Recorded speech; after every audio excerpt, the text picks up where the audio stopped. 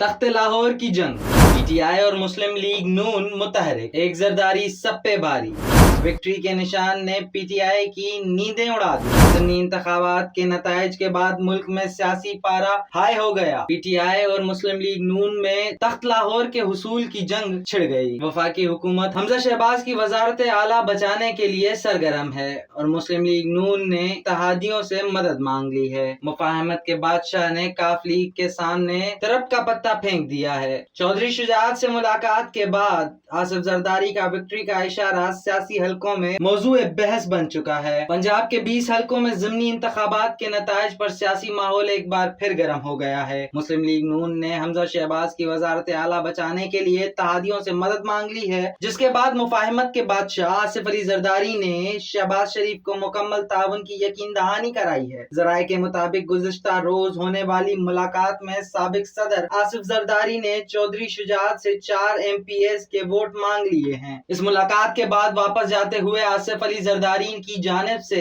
Victory کا نشان بنانا بھی سیاسی حلقوں میں گفتگو کا موضوع بن چکا ہے۔ ادھر پی ٹی آئی اور کاف لیگ چودھری پرویز الہی کو وزیر اعلیٰ پنجاب بنوانے کے لیے سرگرم ہے۔ اراکین پنجاب اسمبلی کے لیے لاہور کے ہوٹل میں کمرے بھی بک کر لیے گئے ہیں۔ پی ٹی آئی کی مرکزی قیادت نے لاہور میں سیاسی میدان سنبھالنے کا فیصلہ کر لیا ہے۔ شاہ محمود قریشی، فواد چودھری اور اسد عمر لاہور پہنچ کر مشاورتی ملاقات کریں گے۔ ذرائع کا کہنا ہے کہ سابق وزیر اعظم عمران خان بھی کل لاہور پہنچیں گے اور پی ٹی آئی قیادت وزارت اعلیٰ کے انتخاب تک لاہور میں قیام کرے گی۔